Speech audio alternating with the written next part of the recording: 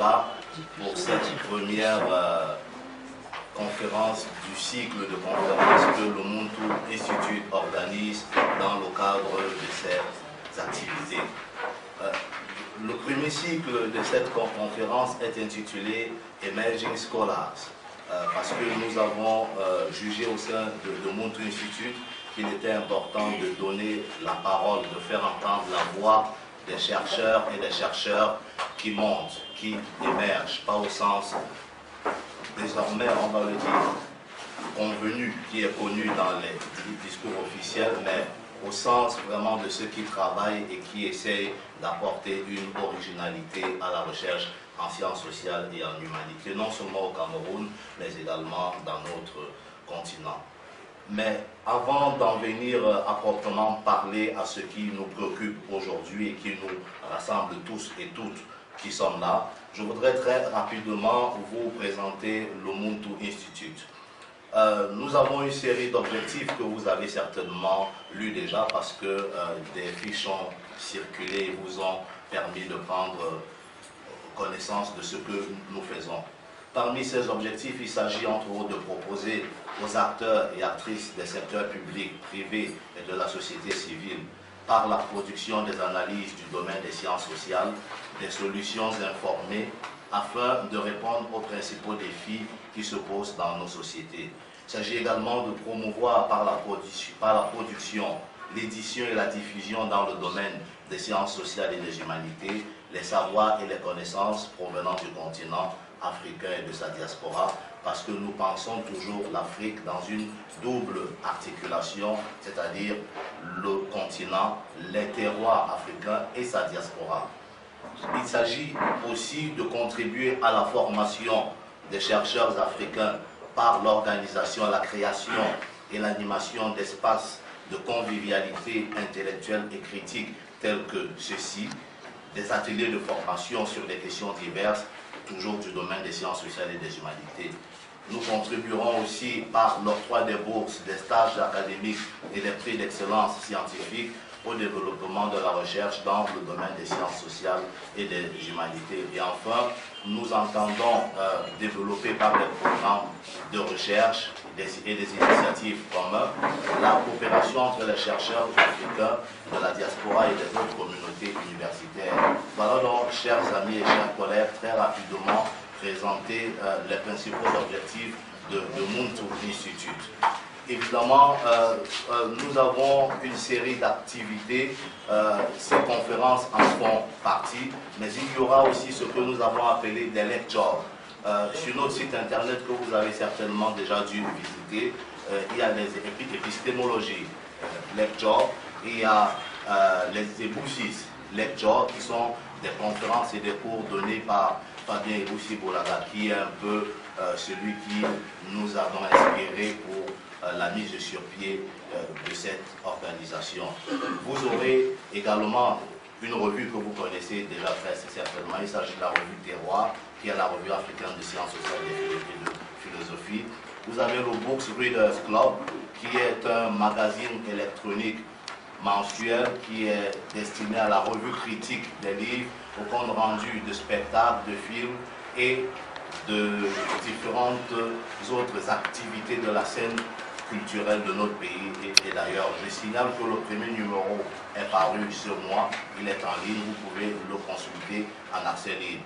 Et enfin, vous avez la revue Marifa, qui est une nouvelle revue que nous lançons, une revue électronique en open access, complètement gratuite.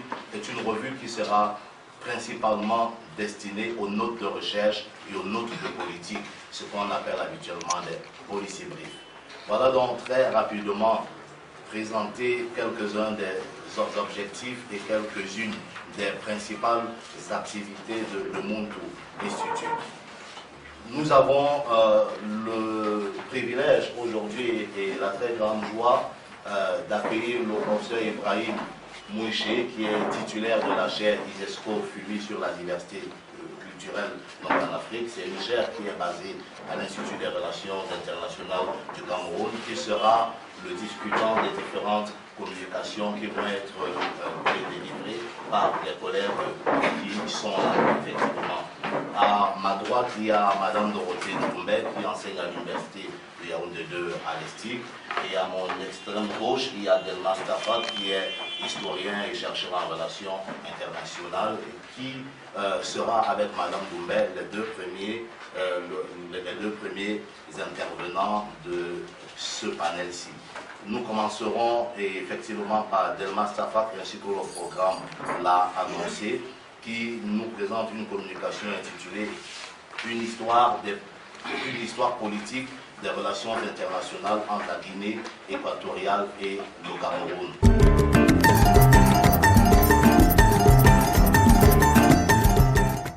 La longue histoire des relations internationales entre le Cameroun et la Guinée équatoriale, un champ dans lequel je travaille depuis presque 9 ans aujourd'hui.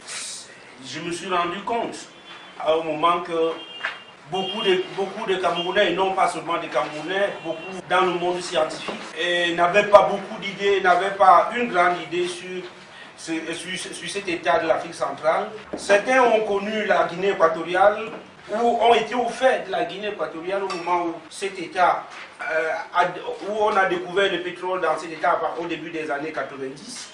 Et c'est un pays qui est resté méconnu, tel que le dit le titre de l'ouvrage de Mars Diniga-Goumas, l'un des plus grands auteurs francophones sur la Guinée équatoriale. La Guinée équatoriale, un pays méconnu. Ce pays, beaucoup de Camerounais savent aussi que leurs compatriotes sont chassés de ce pays presque tout le temps. C'est à partir de ce moment que les gens se sont rendus compte que le Cameroun et la Guinée équatoriale pouvaient avaient des relations, et puis certains, toujours dans les constats, pensent que la Guinée équatoriale voit des Camerounais comme des ennemis. Tout cet ensemble de constats m'a permis de vouloir retracer l'historique des relations entre le Cameroun et la Guinée équatoriale depuis l'époque coloniale. Donc mon propos sera structuré autour de 3 grands points. Je vais d'abord faire un briefing sur les différentes puissances colonisatrices du Cameroun et de la Guinée équatoriale. Quelles sont les rivalités qu'il y avait d'abord à l'époque entre ces différentes puissances pour pouvoir contrôler ces territoires. Et dans un deuxième temps, je parlerai donc du Cameroun indépendant et de sa relation avec la Guinée équatoriale. Et puis en troisième position, nous allons étudier comment est-ce que le Cameroun et la Guinée équatoriale se comportent dans leurs relations bilatérales depuis le début du XXIe siècle. En ce qui concerne le premier point, sur les puissances colonisatrices, je m'en vais d'abord commencer par vous dire que la Guinée équatoriale fut un territoire sous contrôle de l'Espagne. L'Espagne avait conquis ce territoire depuis 1778, ça c'est la date de signature du traité du Pardon entre le Portugal et l'Espagne. Le Portugal céda à partir de ce traité-là le territoire de la Guinée équatoriale à l'Espagne. Mais pendant une très longue période, l'Espagne va s'occuper de ses colonies. L'Espagne va s'occuper de ses colonies d'Amérique latine et oublier sa colonie d'Afrique centrale. Les autres États, donc, l'Allemagne qui occupe d'abord le Cameroun, va d'abord grignoter une bonne partie du territoire de la Guinée équatoriale. Après l'Allemagne, les Français eux aussi, à partir de leur possession du Moyen Congo, c'est-à-dire au Congo et au Gabon, va aussi essayer de grignoter une bonne partie de ces territoires au point où vers la fin des années 1800, il y a une signature d'une convention entre la France, qui est au Moyen Congo, et l'Espagne pour la délimitation du territoire de la Guinée équatoriale. On assiste donc aux premières rivalités entre les différentes puissances colonisatrices du Cameroun et de la Guinée équatoriale.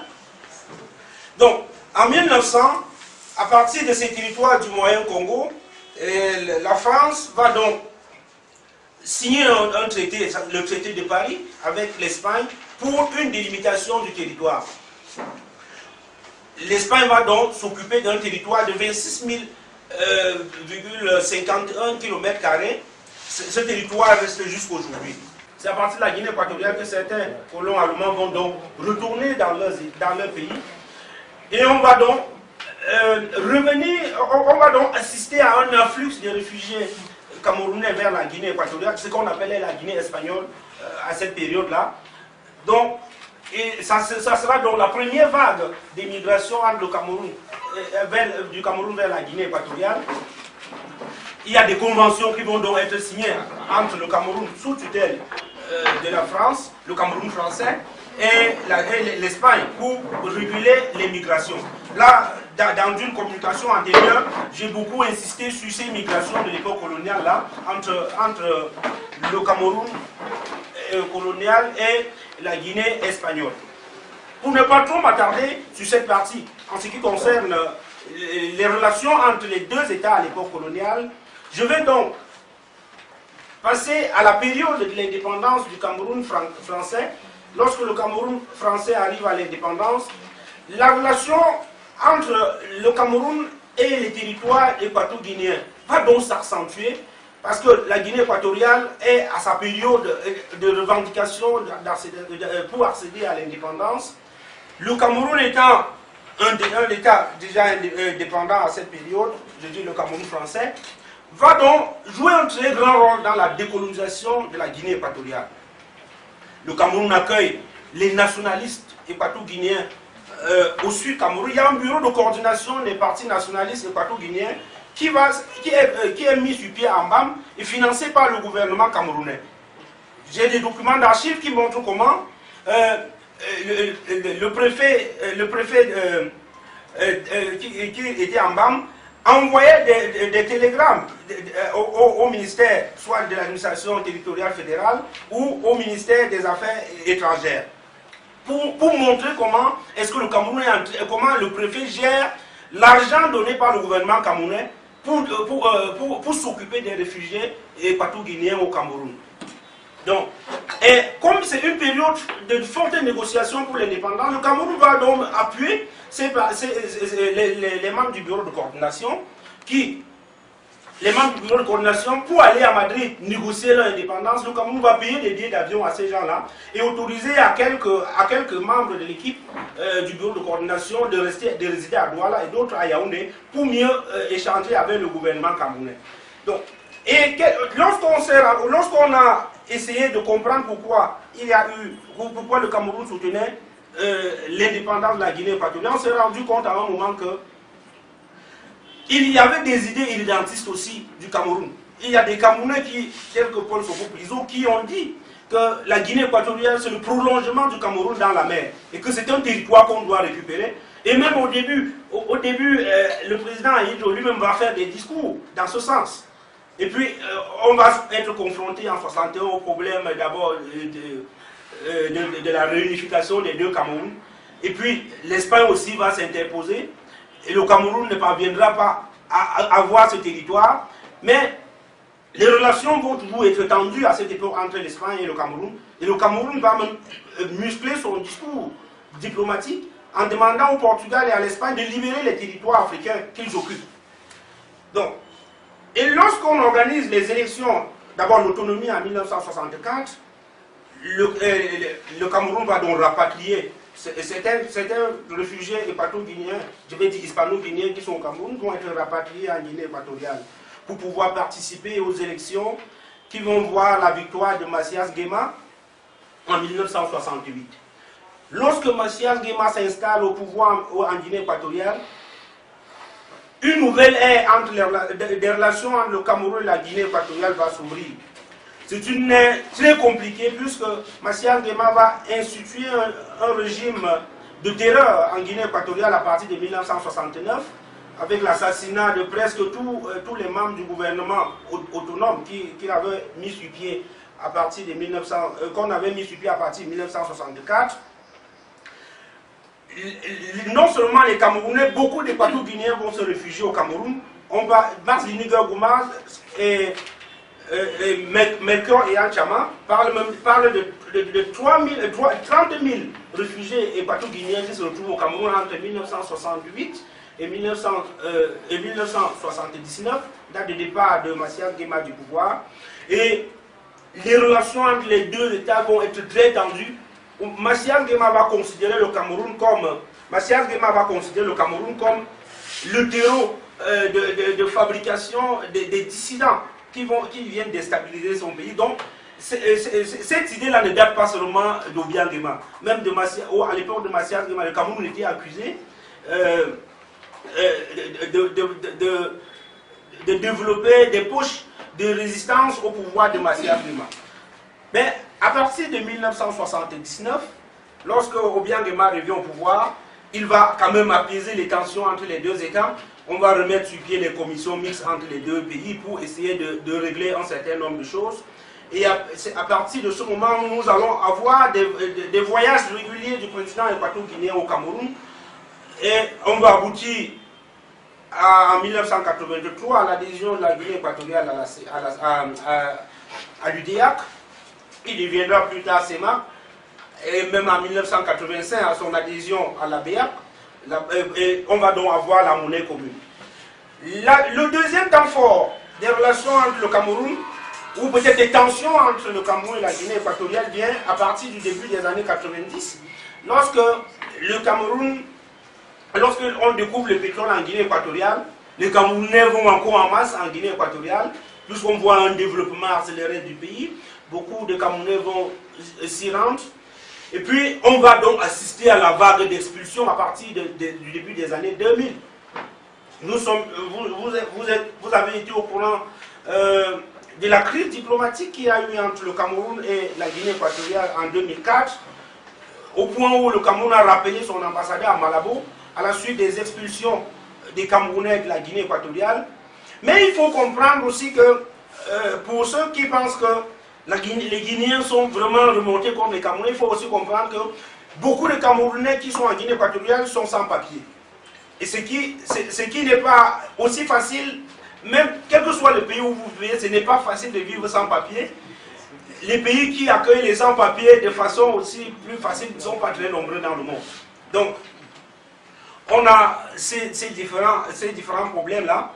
Mais on se rend compte, pour terminer, aujourd'hui, que la Guinée équatoriale est en train de revenir un peu vers le Cameroun. Les relations sont devenues un peu encore plus cordiales, puisque dernièrement, on a compris comment la Guinée équatoriale a décidé d'ouvrir les frontières comme les autres États de l'Afrique centrale, même comme il y a une petite condition, mais cette condition n'est plus comme avant. J'ai fait le terrain en Guinée équatoriale plusieurs fois. Pour aller là-bas, vous êtes parfois obligé d'aller de façon clandestine. Parce que pour avoir un visa, il faut l'autorisation de la présidence de la République. Quand vous déposez un dossier de visa, il faut d'abord un lot de paperasse. Et puis, on envoie le dossier à Malabo. Si la présidence de la République n'est pas d'accord pour votre venue, vous n'êtes pas le bienvenu aussi. Je crois que ces problèmes-là sont en train de se résoudre. Et je me suis rendu compte que quand j'ai creusé dans la xénophobie envers les Camerounais en Guinée équatoriale, je me suis rendu compte qu'il y avait un déficit. Il y a un déficit d'éducation, mais que les Équato-Guinéens sont en train de vouloir relever, même comme c'est toujours difficile. Les dirigeants sont même prêts à ce que les choses se passent bien, mais il y a un peuple qui met la pression sur le pouvoir en leur disant mais vous ne pouvez pas laisser ces gens venir nous déranger comme ça. Et c'est pour cette raison que le pouvoir a été un peu réticent. Mais je pense qu'aujourd'hui, les choses vont aller de façon plus facile, parce que les Équato-Guinéens sont en train quand même de comprendre qu'on ne peut pas s'en sortir si on compte seulement sur le pétrole. Vous savez, la chute des prix du pétrole sur le marché international, on s'est rendu compte que le pays a perdu beaucoup de choses. Le pays ne survit aujourd'hui que grâce au fonds pour les générations futures que le président Obiang Nguema avait gardé dans la vente du pétrole. C'est au moins à ce niveau où j'avais dit quelque part que la Guinée équatoriale se bat un peu pour échapper au moins au syndrome hollandais par rapport aux autres États qui ont été producteurs de pétrole, mais qui, après la chute du pétrole ou après la disparition du pétrole, sont allés dans l'abîme. Bon, c'est avec le temps que nous allons voir si la Guinée équatoriale va pouvoir vraiment s'approcher. Mais voilà, en quelques mots, retracer la longue histoire des relations entre le Cameroun et la Guinée équatoriale. Je crois que dans la phase des débats, on pourra mieux éclaircir certains points. Je vous remercie de votre bien aimable attention.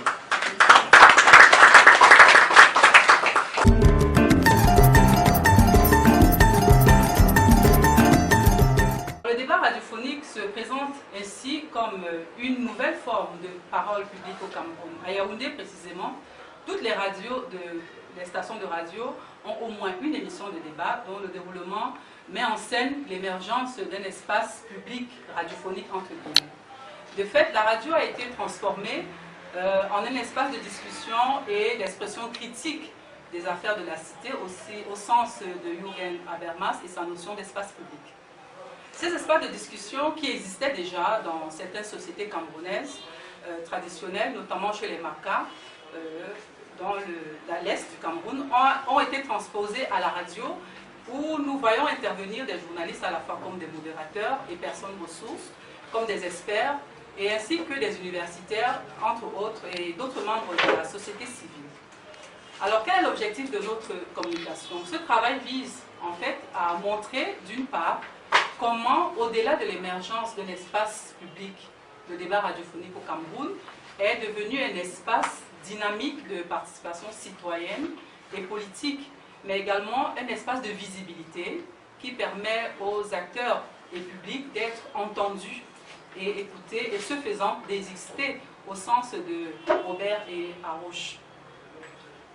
D'autre part, notre travail montre comment le débat radiophonique a abouti à la création d'espaces de sociabilité et à une profonde mutation de l'espace public camerounais par le décloisonnement des espaces de la politique, de la culture, des élus et des citoyens. Nous mobilisons donc les notions d'acteurs, de public et de réseau comme outils de compréhension du débat radiophonique. Nous posons comme hypothèse qu'en plus d'être la preuve d'une profonde mutation de l'espace public camerounais, le débat radiophonique est surtout un espace de visibilité pour les différents acteurs et un réseau, entendu espace de sociabilité pour l'ensemble des intervenants, acteurs et publics. Alors cette réflexion questionne aussi bien la dynamique de la participation politique et citoyenne à travers le débat radiophonique. Elle permet de saisir comment les acteurs et les publics du débat radiophonique participent de façon informelle à la construction d'un état de liberté tout en assouvissant leur désir d'exister et de légitimité. Nous avons retenu comme corpus 5 émissions de débat de diverses périodes, Magique Attitude et Température, de la chaîne Magique FM à la 101.3, Triumvirat et du tic au tac d'Amplitude FM, FM 103.3, Zapresse et Thermopresse de la RTS à 90.5, et puis Fenêtre sur la rue de Radio Campus YQ. Alors, notre cadre théorique se fonde sur le contre-civisme et les représentations sociales. Notre plan, nous présenterons tout à l'heure en première partie la mise en scène du débat radiophonique, le rôle des acteurs et des publics. Ensuite, en deuxième partie, le débat radiophonique, un espace de sociabilité masculine. Et en troisième partie, le débat radiophonique comme un lieu d'émergence d'un état de liberté et de démocratie.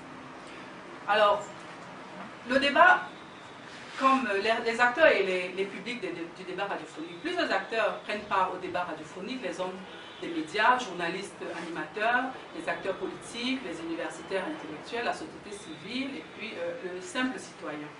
Ces débats radiophoniques, par leur interactivité, offrent en général aux gens ordinaires l'opportunité de discuter des questions sociopolitiques qui font l'actualité du pays.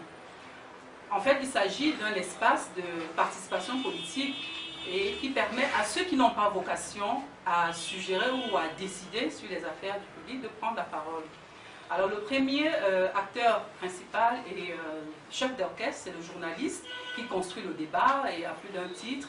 En fait, c'est à lui que revient le choix de la thématique, les intervenants et tous les éléments qui facilitent le bon déroulement du débat. Et à ce sujet, nous disons avec Pierre Bourdieu que le journaliste est le dispositif le plus visible du débat radiophonique parce qu'il impose en même temps la problématique du débat. Alors, avec Magic Attitude, par exemple, de Magic FM, on voit bien, c'est le journaliste qui, après avoir annoncé le thème du débat, oriente les questions sur les sujets et pour ouvrir les discussions. Et c'est le même procédé avec Zapresse, Température. Et à côté de cela, la problématique peut également être indiquée par des périphrases. Le journaliste prend la possession il prend possession de son pouvoir. Il demande de préciser, soyez plus clair, expliquez-vous, que voulez-vous dire par là. En fait, il fait des relances pour permettre au débatteur de préciser sa pensée ou d'approfondir ses réflexions sur le débat. Alors, le chef d'orchestre, c'est également la distribution de la parole. Il crée l'urgence et parfois, il s'en sert pour censurer, imposer la censure selon ce qu'il attend de l'intervenant. Il peut lui couper la parole ou lui demander de repréciser certaines choses. Et ces interventions sont différentes. À l'émission Zapresse, le présentateur joue encore mieux ce rôle de censeur. Il dit, vous n'avez pas la parole, je vous retire la parole, etc. Alors, les deuxièmes intervenants au débat, c'est les autres intervenants présentent davantage leur désir d'existence. Nous verrons par exemple dans l'émission Zapresse, pour une thématique qui porte sur le RDPC, le présentateur va inviter un journaliste du Messager, un militant du RDPC, le coordonnateur des rédactions du groupe L'Anecdote, et à Fenêtre sur la rue de Radio Campus, le journaliste invite davantage les universitaires, les hommes de la société civile et très peu de médias. Alors, cette configuration permet de voir l'évolution du rôle du journaliste qui est davantage comme un leader d'opinion et comme un acteur politique à travers ses prises de position au cours du débat radiophonique. Alors, les participants qui ont un désir d'existence diront par exemple « Ah, c'est une chance ». On a le passage dans un débat radiophonique et un intervenant qui dit c'est une chance vraiment, je suis content, je suis venu, je suis très ému d'être là parmi les sommités. J'entends souvent à la radio, que je vois à la télévision. Et ça, c'est une émission à Fenêtre sur la rue. Et puis, d'autres se comportent davantage comme pour une certitude de n'être pas entré dans l'oubli. Je suis là à nouveau, cela fait longtemps que je n'avais pas été invitée sur ce plateau. Je me demandais déjà si j'avais été oubliée, malheureusement. Heureusement, vous avez pensé à moi, je suis là, dira un autre panéliste. Donc c'est véritablement des déclarations qui nous permettent de comprendre que ces invités-là, leur présence systématique d'abord à des émissions sur les ondes des radios, ils font le tour des radios et ils sont satisfaits sans doute de participer à ces émissions-là. Et puis c'est pour eux un moyen de reconnaissance, de visibilité. On pourrait d'ailleurs faire un parallèle entre Je pense donc je suis de René Descartes et J'écoute, je suis écouté dont je suis que Robert et Haroche présentent pour démontrer le besoin d'existence des débatteurs des différentes débats radiophoniques. Alors le débat radiophonique comme espace de sociabilité masculine. Masculine parce que nous nous sommes rendus compte que c'est d'abord un espace de sociabilité parce que les débats radiophoniques se sont transformés en des sortes de réseaux par des présentateurs et des publics actifs. De fait, ces publics-là mettent sur pied des forums WhatsApp, des pages Facebook, Twitter, des clubs des auditeurs et créent une sorte de lien entre les différents acteurs et publics qui constituent désormais une communauté, un réseau. Alors, la plupart dans la plupart de ces débats radiophoniques, ce sont les mêmes intervenants, ce sont les mêmes invités qui reviennent dans les différentes émissions, quelle que soit la station radiophonique. D'ailleurs, à Magic FM, ils se font appeler les libres penseurs et ils utilisent les débats radiophoniques comme de véritables courroies de transmission vers une modification des structures sociales et économiques du pays. Alors, un espace de sociabilité masculine, pourquoi? Parce que sur 157 acteurs intervenant par SMS, appels téléphoniques, invités en studio, nous avons compté une seule femme de tous ces débats, une femme, une certaine Marie-Jeanne Abega, qui est présidente régionale du mouvement Alternance 2018. Alors, on se dit, le débat radiophonique au Cameroun, certes, est un lieu d'émergence d'espace de discussion, mais aussi un espace de masculinité, de conservation, enfin un espace conservateur au niveau du genre et qui reproduit en réalité les inégalités de la société camerounaise. Alors en 3, nous présentons le débat radiophonique comme un lieu d'émergence des libertés et de la démocratie. Alors un lieu d'émergence de la liberté, au-delà du désir d'existence et de sociabilité, le débat radiophonique peut être considéré comme un lieu d'émergence de la parole publique et d'état de liberté et de démocratie, dans le sens où ces débats permettent de poser les problèmes, de discuter des problèmes de la société par des personnes qui n'ont pas vocation à prendre des décisions. Et alors le choix de la thématique des débats, qui est également un signe de liberté et d'émergence d'une démocratie en mouvement, un espace de public radiophonique en construction. Tous les sujets sont tabous, sont traités dans ces débats et chaque intervenant se comporte comme si ce sont ces déclarations qui vont permettre aux dirigeants de prendre des décisions qui vont garantir un meilleur fonctionnement de la société camerounaise. Alors, en 3 minutes. Alors, 3 minutes, en guise de conclusion, voilà. Donc, en guise de conclusion, je pourrais dire que le débat radiophonique, dans ses différentes présentations au Cameroun, précisément à Yaoundé, qui a été notre terrain, a donné la légitimité de prendre la parole à de nombreuses personnes de la société civile et a créé des leaders d'opinion, surtout dans le milieu de la presse. Ces débats sont devenus des manifestations d'une crise de liens sociaux et communautaires qui pousse les gens en réalité à se bâtir d'autres réseaux pour se rassembler selon leurs affinités, selon les idéologies ou les professions. Alors le développement des émissions de débat radiophonique peut être considéré comme une volonté des organisateurs d'interpeller l'État sur les différents sujets importants de la cité, non plus comme à l'époque traditionnelle, avec l'arbre à palabres, ou alors à l'époque d'Habermas et de l'espace public, où l'élite seule pouvait prendre la parole, mais dans une perspective davantage évolutive qui intègre toutes les couches sociales. Et dans d'autres sociétés africaines, ce sont les parlements de rue qui organisent des débats publics sur les questions de la vie sociopolitique du pays. C'est le cas au Rwanda ou au Kenya, où la pratique du débat est davantage inscrite dans la rue que dans un studio radiophonique. Donc, ça montre davantage la place que le journaliste au Cameroun occupe, essaye d'occuper dans l'émergence d'une société de démocratie, et la participation à ce débat est donc saisie aussi comme une volonté et un désir des acteurs, dans le sens des acteurs d'être Le sujet sur lequel je suis censé vous entretenir, c'est droit international et diplomatie sportive au Cameroun. Alors, il s'agit du droit et il s'agit du sport. Deux éléments fondamentaux du comportement d'un État, de la projection d'un État dans l'espace international, dans les relations internationales.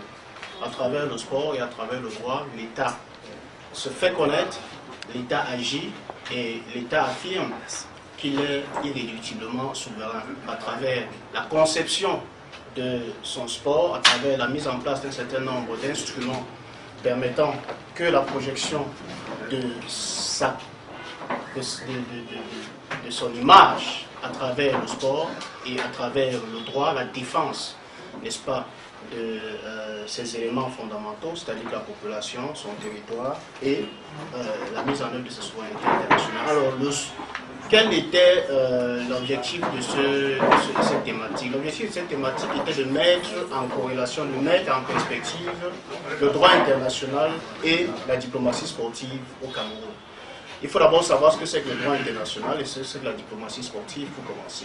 Le droit international, pour le connaître, il faut se référer à la titre en vue du statut de la CIJ qui donne les sources du droit international, les traités, la coutume, l'équité, la bonne foi et la doctrine des spécialistes les publicistes, les plus talentueux des États. C'est ces sources-là qui constituent ce qu'on appelle le droit international.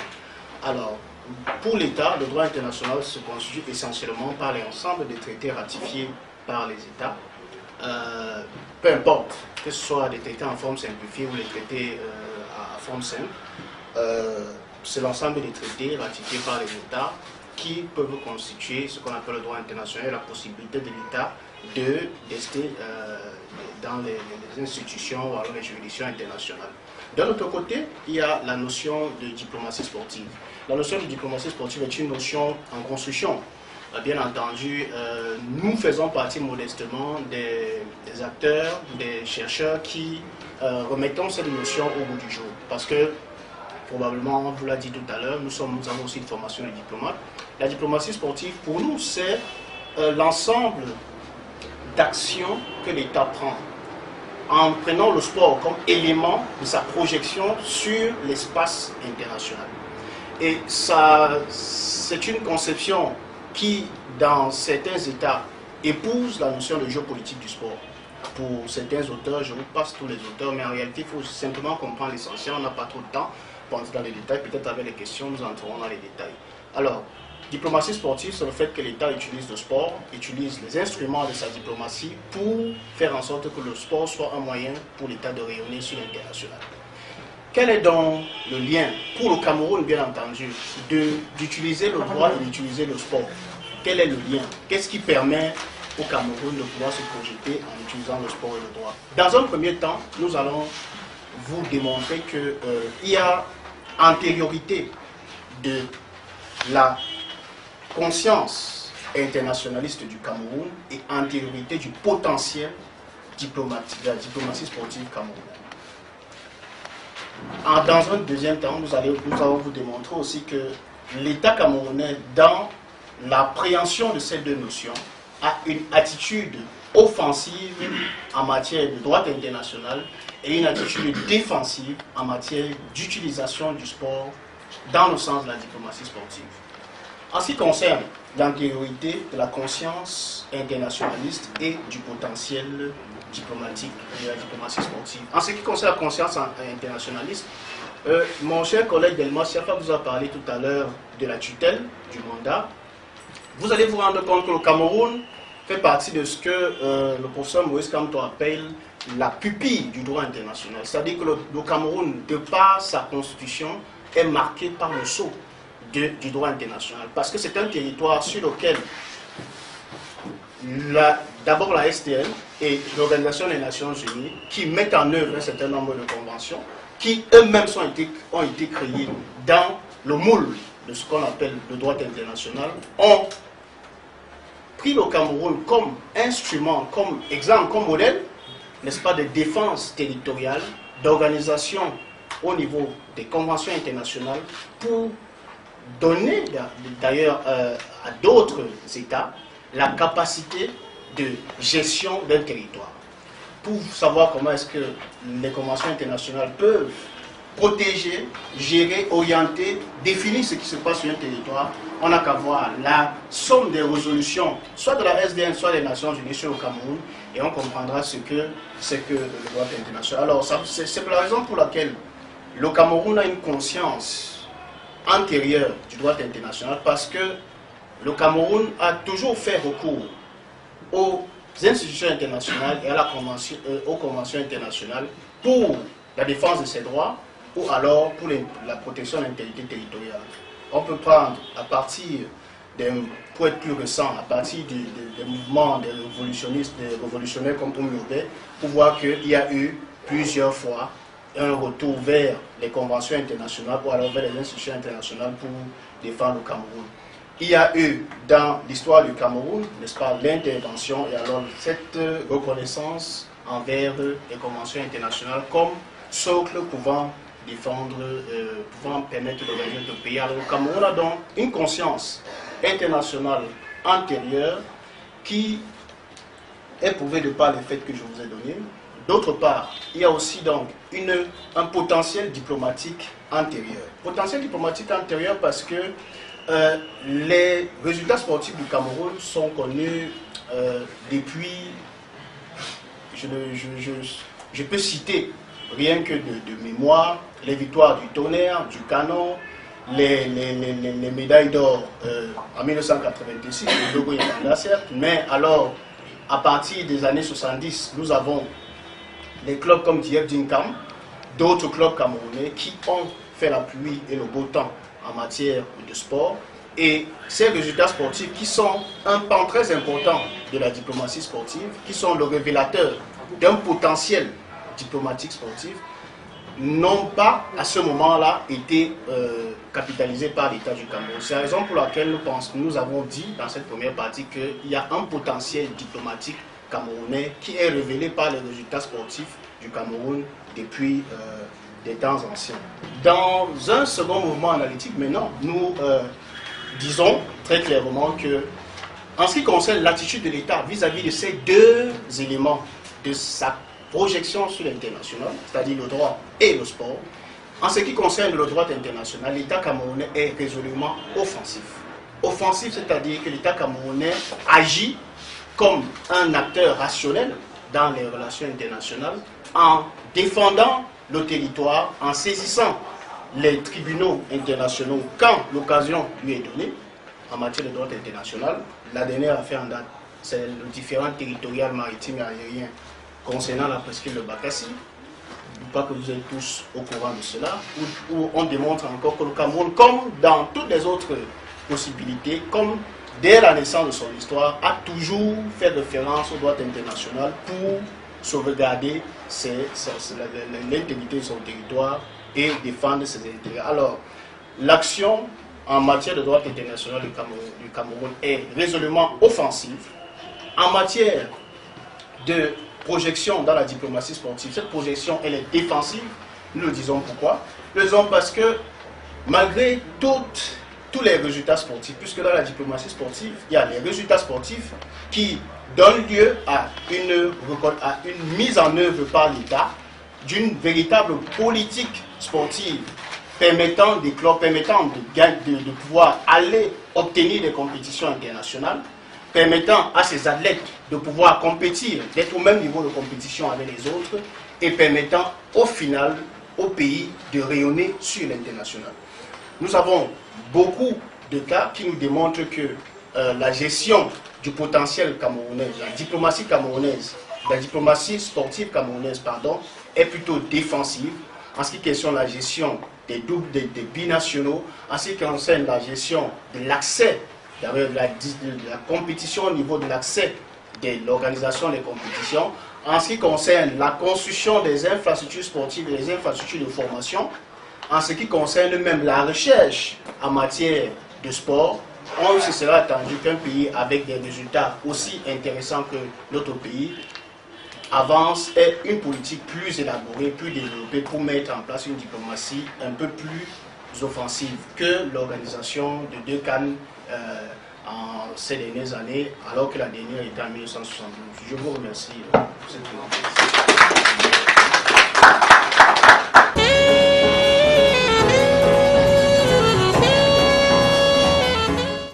Par la deuxième présentation de celle de Dorothée sur les débats radiophoniques au Cameroun à deux publics réseau. Je pense que sur le plan théorique, c'est un travail qui s'inscrit dans la perspective, n'est-ce pas, des ABMAS, qui est, n'est-ce pas, le promoteur de la théorie de l'espace public. Et ce travail nous montre effectivement parce que dans les prérequis de l'espace public, Habermas demande l'existence d'un espace démocratique, parce que les gens ne peuvent s'exprimer qu'autant qu'il y a quand même quelques fenêtres d'opportunité, et on voit bien que c'est un contexte qui émerge dans le cadre de la démocratisation qui part des années 90 et qui a été à l'origine d'un certain nombre de libertés qui permettent aux gens maintenant, comme elle l'a présenté, de se faire entendre, d'assumer leur visibilité dans l'espace public, mais également comme un espace de refoulement. On peut tout simplement dire qu'il s'agit d'un moyen alternatif de communication politique, notamment une communication par les gens aussi bien du bas que quelques-uns qui viennent du haut. Dans ce travail, il y a la question du genre, hein, avec la domination masculine dans ces débats. Je me suis demandé, parce que très souvent, dans ce qui tient lieu de la domination masculine, on prend comme argument la dictature même des hommes. Mais je pense que dans ce contexte où les débats restent ouverts, ce sont les femmes elles-mêmes qui se font marginaliser. Et il est souhaitable, n'est-ce pas, dans la perspective de la démocratisation, parce qu'on ne peut pas parler de démocratie lorsque la moitié, n'est-ce pas, ne peut pas s'exprimer.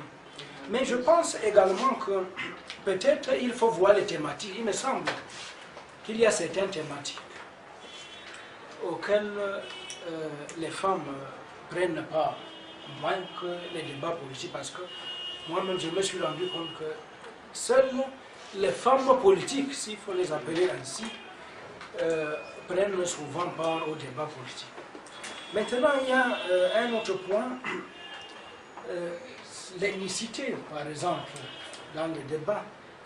Je pense que dans les discussions, peut-être, il serait souhaitable qu'on essaie de voir est-ce que dans ces débats-là, l'ethnicité intervient. En termes, nous sommes dans une société multiculturaliste. On redécouvre avec la création de la commission du multiculturalisme et du bilinguisme. Mais je pense que nous étions toujours multiculturalistes et c'est parce qu'on a eu un modèle d'intégration de 1960 à 90 en Afrique et qui a montré ses limites, matérialisées par tous ces replis identitaires qui se manifestent à partir des années 90 jusqu'à nos jours. Donc, ce serait souhaitable de voir est-ce que dans ce débat, l'ethnicité, c'est-à-dire en termes d'appartenance politique, ethnique et autres.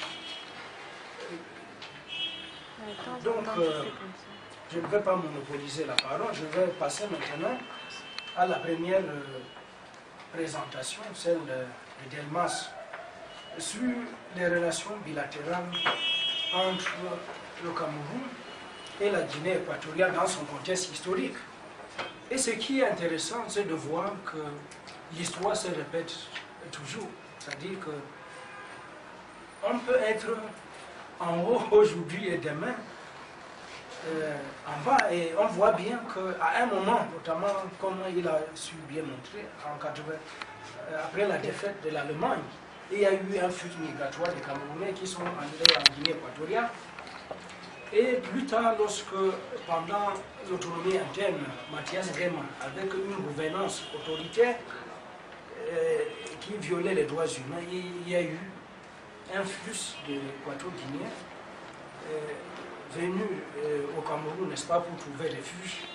Et on a également vu comment le Cameroun a servi de tribune, n'est-ce pas, aux nationalistes équato-guinéens qui se posent. Donc, pour me résumer, je pense que les deux travaux nous ont permis au plan théorique de mettre en exergue trois grandes théories. La théorie, n'est-ce pas, de l'espace public, la théorie du syndrome hollandais, le développement durable, mais également la problématique de la coopération bilatérale et plus largement de l'espace, n'est-ce pas, sous-régional, dans la sous-région CEMAC. Merci. Je vous remercie. Je pense que c'est une étude sur la géopolitique du sport. C'est-à-dire en prenant le sport comme une ressource que l'État camerounais mobilise, n'est-ce pas, dans l'espace international. Et également le droit. Comment est-ce que le droit, je me pose des questions, est-ce qu'on va mettre le droit et le sport dans le même panier en tant que ressource? Et je vais, vous verrez pourquoi je voudrais nuancer mon intervention sur cette question. D'abord, le droit. La singularité du Cameroun, comme il se dégage dans ce travail, c'est que nous sommes une ancienne possession allemande qui perd la Première Guerre mondiale. Et à partir de là, il y a la naissance de la SDN et autres. Et le Cameroun va être mobilisé, n'est-ce pas, au sein de cette instance, comme bien d'autres. Et plus tard, n'est-ce pas, au sein des Nations Unies, dans le cadre des accords de tutelle. Donc, sur le plan historique, le Cameroun, plus que d'autres États africains, le Cameroun, le Togo, le Tanganyika et, je crois, la Namibie, ces États font partie, n'est-ce pas, de ce cercle. Mais plus aggravé par le fait que le Cameroun est le seul pays francophone qui ait pris les armes pour lutter contre la puissance coloniale française. Et vous savez bien que le leader de l'UPC, Oumiebe, a usé du droit pour défendre la cause du Cameroun dans les tribunes des Nations Unies. Maintenant, le sport, bien entendu, il est intéressant de constater que, notamment le football, il y a eu la boxe, n'est-ce pas, Bessala, MB, mais c'est surtout le football, avec des clubs phares comme Canon, Union, Tonnerre, Kalara Club, qui ont servi, n'est-ce pas, des ressources au Cameroun pour sa diplomatie sportive. Et comme il le dit, c'est une diplomatie défensive, bien entendu. Je pense que les relations internationales étant le résultat des rapports de force, il me semble que si on prend le cas du sport et du football, les instances qui dirigent le football, contrairement aux autres instances internationales, contrairement aux autres organisations internationales, ont plus de force de contrainte. Même les Nations Unies n'ont pas autant de force que la FIFA pour contraindre les États. Et je pense que c'est une piste qu'on peut exploiter pour voir pourquoi la diplomatie sportive camerounaise peut être défensive. Mais en même temps, votre travail pose la question de gouvernance, puisque s'agissant de la construction des infrastructures, l'organisation même des grandes messes de football ou bien d'autres activités sportives, on voit bien qu'on brille, n'est-ce pas, dans des activités qui sont mineures, de notre point de vue, puisque on a beau dire le football demeure le sport roi, et malheureusement c'est en 2019 qu'on va organiser le football. D'ailleurs, vous savez qu'il y a toute une controverse maintenant que les Marocains risquent, n'est-ce pas, s'emparer de cette organisation. Donc, je pense qu'il y a un premier problème, la singularité même du Cameroun, comme ex-possession coloniale allemande. Deuxième point, notre singularité par notre performance au football, mais surtout, comme je l'ai dit, le poids, n'est-ce pas, qui revient aux instances internationales qui dirigent le football, plus que les Nations Unies. Et enfin, la question de gouvernance qui interpelle notre gouvernement.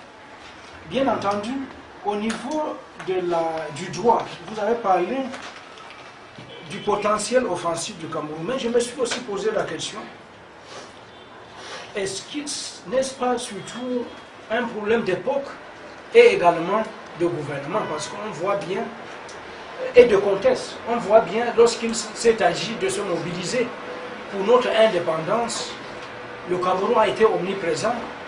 On le voit également lorsque nos territoires, nos frontières ont été contestées aussi bien par le Nigeria et la Guinée équatoriale. Et on a vu que le Cameroun était assez offensif, sinon très offensif. Et donc je pense qu'il faut tenir compte du contexte et des enjeux.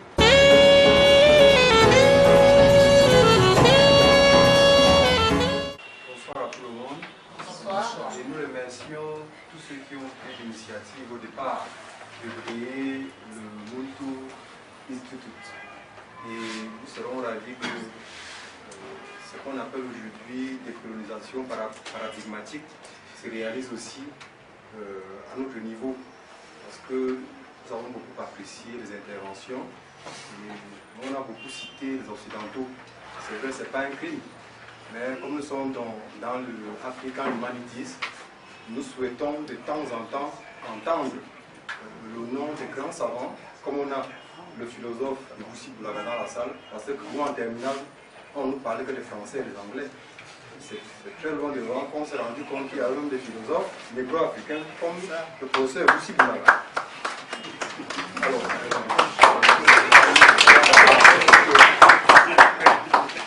j'ai oublié de me présenter au départ, je suis Yeramani, doctorant en sciences politiques, Yaoundé 2. J'ai d'ailleurs un de mes professeurs dans la salle. Je ne veux pas le présenter, parce que peut-être... On le connaît. Alors, ma question maintenant, ma contribution, je suis tellement ému que je voudrais commencer par l'histoire. J'ai apprécié l'intervention de monsieur l'historien, mais je me suis un peu étonné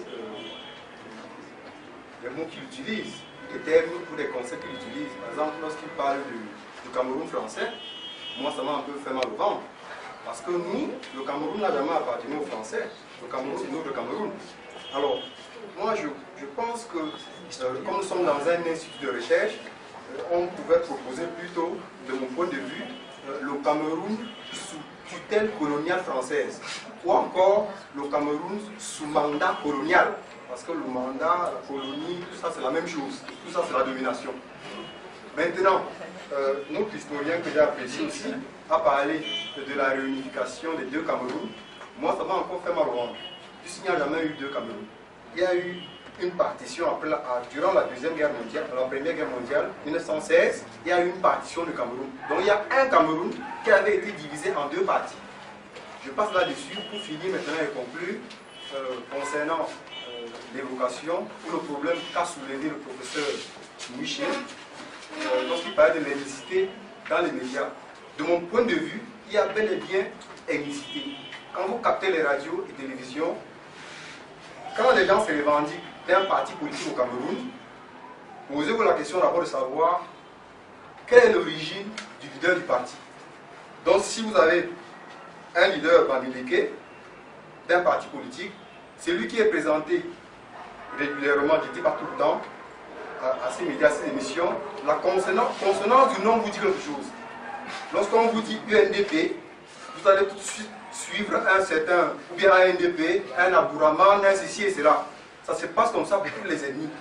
Donc il y a une véritable ethnicisation des partis politiques qui se démontre aussi dans l'ethnicisation de la défense, de la communication politique dans nos radios. Je vous remercie.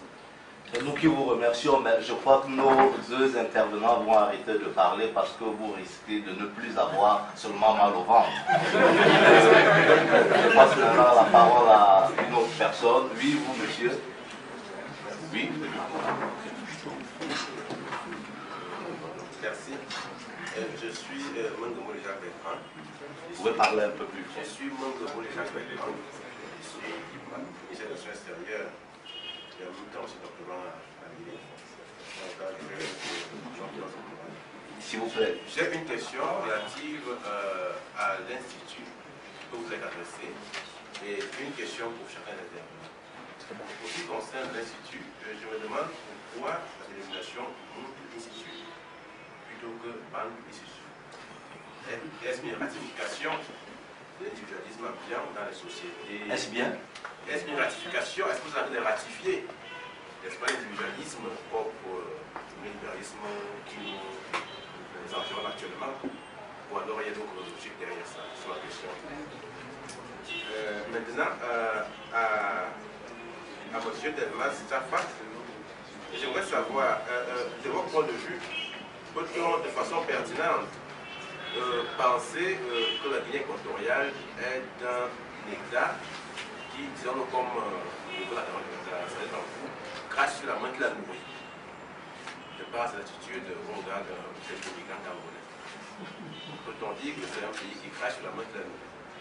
Et pour la jeune madame, je veux savoir, de votre point de vue, est-ce que tous ces débats qui foisonnent dans les médias produisent un impact sur l'action publique telle que l'on sait? Merci. Une autre question? Oui. Merci, je suis Guy Atangana, chercheur en relations internationales. Oui, ma question première s'adresse à Madame qui traitait des médias. Je parle d'un constat, c'est une problématique. On se pose comment la démocratie, alors qu'elle nous appelle à penser par soi, produit autant de conformisme.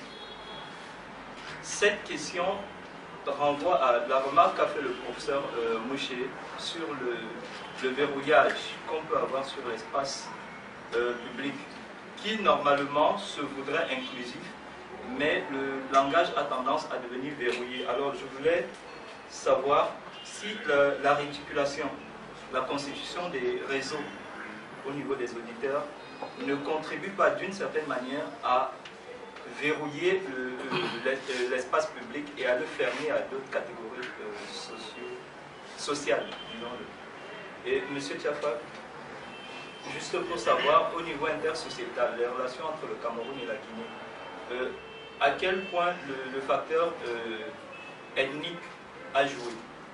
Est-ce qu'il a été un facteur de rapprochement au niveau des peuples, ou il a contribué d'une manière ou d'une autre à les désintégrer? Merci. Encore deux questions avant qu'on ait le temps de répondre et de prendre une autre série. Oui, madame. Je m'appelle Guillaume Chibanko, professeur d'éducation physique et sportive.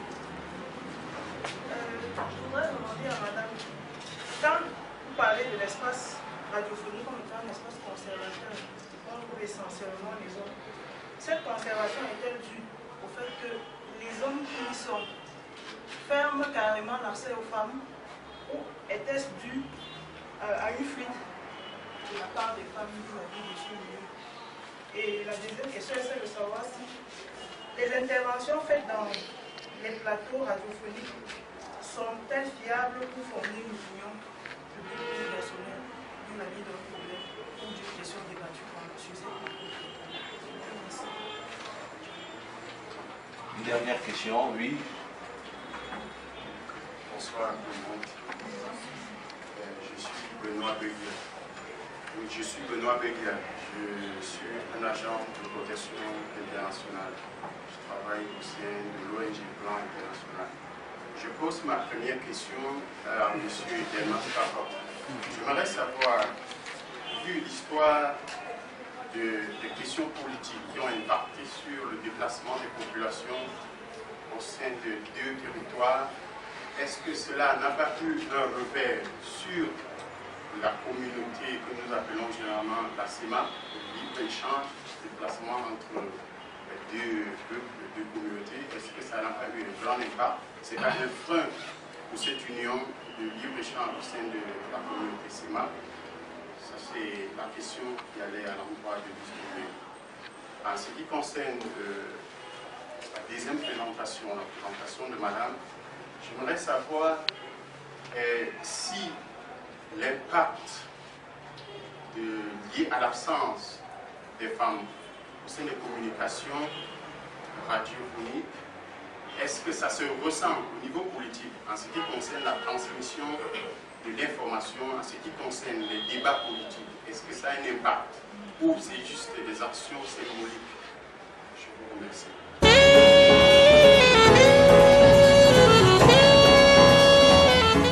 lorsqu'on parle de tutelle, il faut comprendre que ces territoires sous tutelle, c'était des propriétés de ces États. En réalité. La réalité, c'est ça, ce sont leurs propriétés. Avant même qu'on institue la tutelle, ou le mandat avant, les colonies étaient des possessions, par exemple, comme le Zaïre, et le Congo, c'était une possession du roi belge, c'était la propriété du roi belge, c'était pas pour la Belgique, une propriété d'un individu. Avec la SDN, ce sont les mots qui ont changé. La réalité n'a pas changé. Donc, et puis, on parlait du Cameroun oriental, le Cameroun occidental. Et au Cameroun occidental, on parlait du Northern Cameroun, du Southern Cameroun. Mais la partie qui était administrée par la France, c'est l'expression Cameroun français qui était régulièrement utilisée. Quand vous allez aux archives d'outre-mer des Aix-en-Provence, vous allez voir les étiquettes en ce qui concerne le Cameroun et le Togo. On va vous parler des territoires du Togo et du Cameroun. Et quelque part, quand vous regardez maintenant les notes administratives qui étaient adressées aux colonisateurs, dans ces notes, le discours qui va être tenu dans ces différentes notes vous montre que c'est la possession de la France ou peut-être de la Grande-Bretagne. Bon, maintenant, en ce qui concerne la question de M. Mengue, qui demande si on ne peut pas penser que la Guinée équatoriale est un État qui crache sur la main qui la nourrit. Ça, je peux dire que c'est un discours, vous dites ça parce que vous êtes peut-être Camerounais, mais j'ai peut-être une autre casquette dans ma formation, je fais les relations internationales. Aucun État ne peut se laisser piétiner par l'autre. Si vous voyez un État comme la Guinée équatoriale aller demander de l'aide au Cameroun, c'est une stratégie de survie. Elle défend ses intérêts, c'était la recherche de ses intérêts. Ne pas mourir dans la misère alors qu'il y a des voisins qui peuvent nous aider. Mais le jour qu'on se rend compte qu'on peut déjà se suffire, on ne va pas passer le temps à accepter que l'autre continue à nous piétiner. Mais au niveau diplomatique, le problème devait être résolu. Mais on s'est rendu compte qu'on est même allé jusqu'à l'animosité. Lorsque le président Biya atterrit à Malabo pour un sommet de la CEMAC et de la CEAC, on fouille ses bagages. Ce qui est interdit, dans le monde diplomatique. Donc on peut dire que c'est un peu comme un petit frère qui a grandi, mais qui veut démontrer qu'il n'est plus petit. À ce niveau, on peut comprendre. Mais on peut dire que la Guinée équatoriale, à un moment, a voulu cracher sur la main qui l'a nourri. Puisqu'on sait, la majorité des enfants d'Obiang-Guema sont nés à Douala, dans les hôpitaux camerounais. Et avec parfois la subvention de l'État, on ne peut pas compter le nombre de voyages que le président équato-guinéen a effectué avec l'aéronef du Cameroun. C'est-à-dire, le Cameroun a frété l'aéronef pour les déplacements du président équato-guinéen. Mais il ne faut pas penser que le Cameroun nourrissait la Guinée équatoriale parce qu'il aimait trop. Dans mes développements, je vous ai dit quelque part que à la veille de l'indépendance, il y avait des idées irrédentistes du Cameroun envers la Guinée équatoriale. J'ai même commis un article sur la question que j'ai intitulé « La Guinée équatoriale aurait-elle été camerounaise ?» Histoire d'un irrédentisme échoué. Si le Cameroun pouvait, il aurait phagocyté la Guinée équatoriale. Pour le dire très clairement, au regard des différents discours qui étaient tenus. Un autre sous-entendu même dans la bonne gestion des réfugiés camerounais et des équato-guinéens au Cameroun, à la veille de l'indépendance de la Guinée équatoriale, était que le Cameroun entretenait ces réfugiés pour qu'ils prennent le pouvoir pour qu'ils prennent le pouvoir aux Espagnols dès qu'on accède à l'indépendance. Il faut même voir que dans les différents partis nationalistes équato-guinéens, il y avait des partis comme d'Idea Popular de Guinée équatoriale, qui était une aile pro-camerounaise. Au moment où la Guinée équatoriale veut accéder à l'indépendance, ce parti nationaliste veut que la Guinée équatoriale soit indépendante comme une partie intégrante du Cameroun. Il y a des discours qui sont tenus par les gens comme Enrique Ekembe, qui sont tenus dans ce sens. Et puis, le Cameroun supportait cela. Mais le revirement a été qu'au moment de l'autonomie, au moment où on veut même voter, si vous regardez encore les documents d'archives, vous allez vous rendre compte que c'est à cette période où on voulait voter pour l'indépendance de la Guinée équatoriale, que beaucoup de réfugiés qui étaient au Cameroun ont été rapatriés. Il y a eu un rapatriement massif des nationalistes équato-guinéens au Cameroun à partir de 1967. Puisqu'en 1968, on devait voter. Bon, cette force-là n'a pas pu renverser l'élection de Massias Nguema. On est arrivé là. Donc, il ne faut pas seulement dire que la Guinée équatoriale a craché sur la main qui l'a nourrie. Nous ne sommes pas allés là-bas parce qu'on les aimait aussitôt. Bon. Maintenant, en ce qui concerne le facteur ethnique qui a joué la désintégration, je crois que le Cameroun, surtout au niveau du sud, partage beaucoup d'affinités ethniques avec la Guinée équatoriale. Et lorsque je fais régulièrement mon terrain dans cet espace, je me suis rendu compte que le problème entre la Guinée équatoriale, les différents problèmes qu'il y a souvent entre la Guinée équatoriale et le Cameroun, ce n'est pas par rapport aux affinités ethniques. Vous allez voir des gars du Cameroun, du sud Cameroun qui vont en Guinée équatoriale et reviennent sans problème, ils n'ont pas de problème là-bas. Ils y vont, ils utilisent même cette fibre-là, parfois pour faire traverser des clandestins camerounais qui viennent de l'intérieur. Puisque ce sont leurs frères, ils connaissent des différentes pistes pour y aller, et puis ils ne sont pas dérangés. Le véritable problème, ce sont les gens de l'Interland qu'on a installés à la côte, à la frontière entre le Cameroun et la Guinée équatoriale. Quand vous allez peut-être à Kiossi, vous connaissez la communauté la plus forte là-bas. Ce ne sont pas les gens du sud Cameroun. Donc, maintenant, au regard de l'histoire des migrations, est-ce que ce n'est pas ces migrations qui ont été un frein pour la libre circulation en zone CEMAC? Moi, je me suis toujours dit, en ce qui concerne la libre circulation en zone CEMAC, c'est un problème qui va se résoudre avec le temps.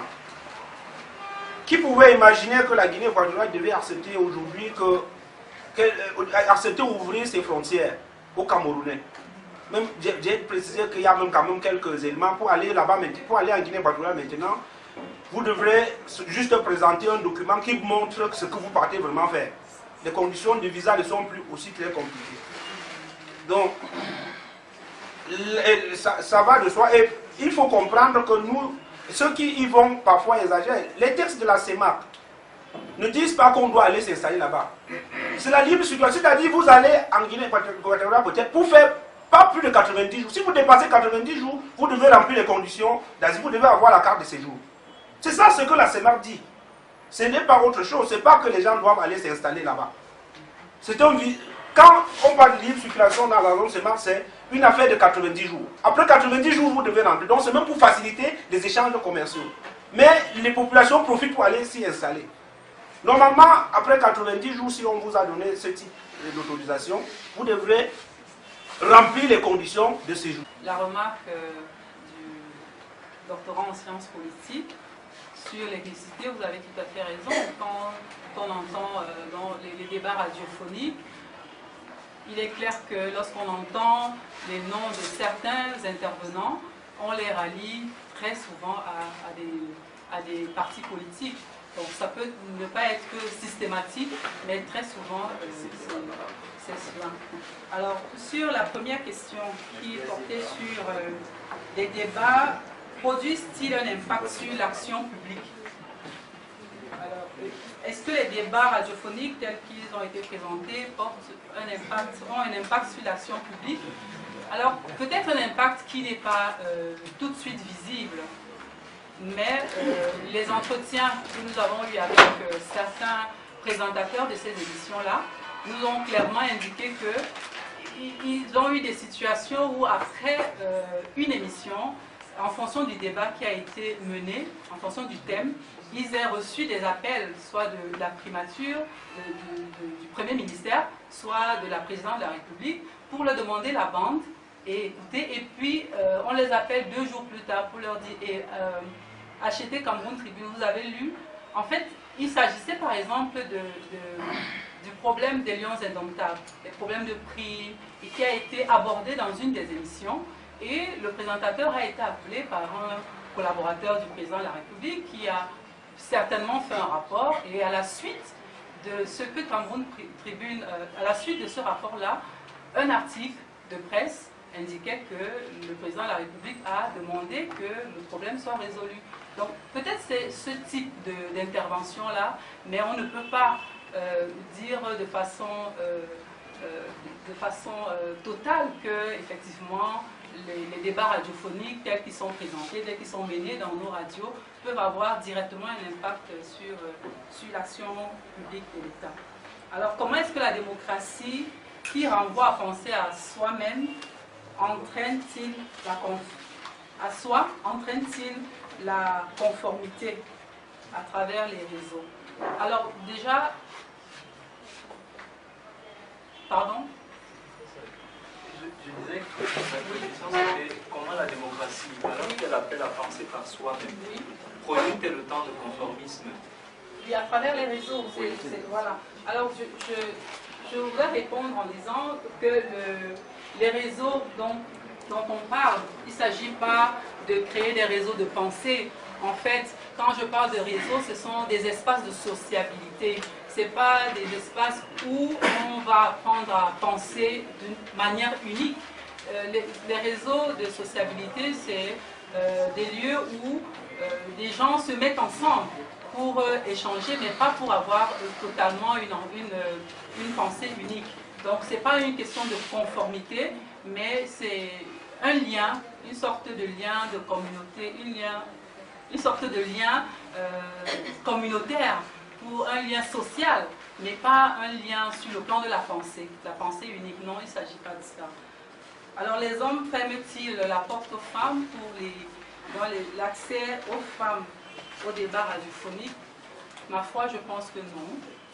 Je pense que non, mais il se trouve que dans toutes les émissions que vous allez écouter, vous entendrez pratiquement les mêmes personnes qui font le tour d'une émission à une autre. Bon, on peut penser que c'est des gens qui se sont justement socialisés, qui se sont mis ensemble, qui essayent de continuer les débats, parce que les présentateurs en général ont aussi un problème de disponibilité des intervenants. Il y a des gens qui disent oui je viendrai et qui ne viennent pas, mais on ne peut pas dire d'emblée que l'espace de débat est fermé aux femmes. Peut-être, comme le disait le professeur, c'est les femmes qui s'auto-excluent, probablement, mais là c'est une question encore à creuser. Il faut mener une enquête là-dessus pour comprendre, on ne peut pas le dire ici. Les interventions sont-elles fiables? Bon, je suis mal placée pour vous répondre là-dessus. Est-ce qu'elles sont fiables? Je ne sais pas, mais toujours est-il que l'espace est ouvert et tous ceux qui pensent qu'ils ont quelque chose à dire sont libres de le dire. Ils s'appellent les libres penseurs. Donc c'est un espace ouvert. Est-ce que ce sont des informations fiables? Parfois, sans doute, parfois pas. Le fait que, malgré toutes les grandes performances du Cameroun sur le plan sportif, on applique une diplomatie défensive, comme vous en avez parlé. Est-ce que cela est-il la matérialisation d'une volonté politique en la matière ou c'est juste une incapacité du gouvernement camerounais à pouvoir mettre en place une diplomatie offensive comme c'est le cas avec les autres instruments du droit international, lorsqu'on a observé avec la crise de Bakassi? Merci. Chercheur ça et là, surtout en philosophie. Vous faites un peu de tout. Non, c'est un peu ça. Et donc, je voudrais partir un peu d'abord du débat qui a été soulevé tout à l'heure sur la question de Muntu et de Bantou. Tout simplement une petite réflexion avant de poser ma question. Je crois que si nous voulons aller dans ce que les choses ont de beau à révéler, il peut être important de chercher la racine par où partent ces choses. Et l'idée de retourner au Muntu peut justement nous aider à rechercher la racine par où les différentes expressions de ce que l'être humain veut donner partent. Et donc aller vraiment dans ce que l'homme a de plus fondamental. Donc merci déjà aux organisateurs pour cette séance, pour laquelle je n'ai pas hésité à partir de Douala. Et ma question maintenant, parler de politique défensive et de politique offensive en matière de sport. Est-ce qu'il n'y a pas une voie intermédiaire, spécialement en ce qui concerne le cas typique, pour ne pas dire atypique du Cameroun, dans la mesure où ce que nous constatons, ça va plus dans le sens d'une récupération. Il n'y a pas de politique en tant que telle. Et ce n'est un secret pour personne. À chaque compétition, il y a un problème de prime. Le restaurant n'est pas payé. Le médecin des joueurs n'a pas son matériel. Je me pose la question s'il y a vraiment une politique. Mais nous sommes surpris des résultats. À la dernière CAN, je ne suis certainement pas le seul à avoir commencé à croire que ces bonhommes pouvaient faire quelque chose à partir des quarts de finale, quand on a vu ce qui se passait, et après les avoir copieusement insultés. Donc, je me demande s'il y a véritablement une politique sportive au Cameroun. Et d'ailleurs, je crois qu'il y a une contradiction à mettre ensemble droit, fut-il international ou pas, droit et politique sportive dans le cas de notre pays. Parce que justement, il n'y a pas de droit. Aucun sportif ne rentre dans ses droits. Peut-être que vous avez d'autres éléments pour nous convaincre, mais j'hésiterai à les mettre ensemble dans le cas atypique de notre cher pays. Merci. Je voudrais que le docteur nous dise si l'excessif interventionnisme de l'État, parfois chancelant et essentiellement réduit au football, ne justifierait pas cette diplomatie sportive, je dirais, pas défensive, mais plutôt non. La première question, c'est la question de M. Atangana, qui voulait savoir si c'est pas un déficit de volonté politique ou alors une incapacité du gouvernement, la diplomatie sportive défensive. Est-ce que ce n'est pas... Alors, est-ce que c'est un manque de volonté politique? La volonté politique, pour pouvoir l'identifier, il faut avoir un certain nombre d'outils qui vous permettent d'identifier la volonté politique. Alors, ce qu'on peut dire, c'est que la réflexion permettant de mettre en œuvre une stratégie, une diplomatie sportive d'un État, part d'une stratégie décidée par les autorités politiques du pays, pouvant faire l'objet d'un document, donnant lieu à une réflexion, donnant un document permettant à un instrument, c'est-à-dire à une institution de mettre en œuvre une stratégie. On connaît, quand on dit la diplomatie sportive russe, on sait de quoi on parle. Quand on parle de la diplomatie sportive américaine, on sait de quoi on parle. C'est-à-dire la définition d'un modèle de sport et de recours au sport par l'État. Et la projection. Le pays qui est en train de reprendre clairement cette tactique-là, cette stratégie-là, aujourd'hui, c'est le Qatar. C'est vraiment sur l'espace, dans l'espace international, le pays qui est en train de mettre en œuvre une politique sportive élaborée et un document cherchant à obtenir avec une stratégie à court, moyen, long terme de choses qu'on doit faire, permettant au Qatar de rayonner sur l'international à travers le sport. L'autre pays, c'est le pays d'un ami qui vient d'intervenir. Effectivement, ils se sont rendus compte que malgré le fait qu'ils n'ont pas un potentiel sportif, c'est ça qui est assez compliqué avec les pays qui ont des potentiels sportifs, ces pays-là ne mettent pas malheureusement en place une diplomatie sportive permettant au pays de vraiment capitaliser sur ce potentiel-là. L'exemple le plus simple, c'est la Jamaïque. vous allez vous rendre compte que en matière de résultats sportifs, c'est un pays très intéressant, mais qui ne capitalise pas en tant qu'État, n'est-ce pas, sur les résultats, sur le potentiel sportif. Donc, au niveau du Cameroun, ça aussi entre l'absence, comment dire, le fait qu'on ne puisse pas vraiment... Le problème, ce n'est pas l'absence de volonté politique. Le problème, c'est que la volonté politique n'est pas identifiable. Elle n'est pas identifiable. C'est un diplomate qui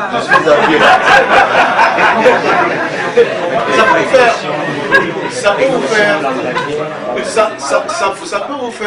vous faire rire, mais je vous dis que la volonté politique n'est pas identifiable. Pourquoi je vous le dis?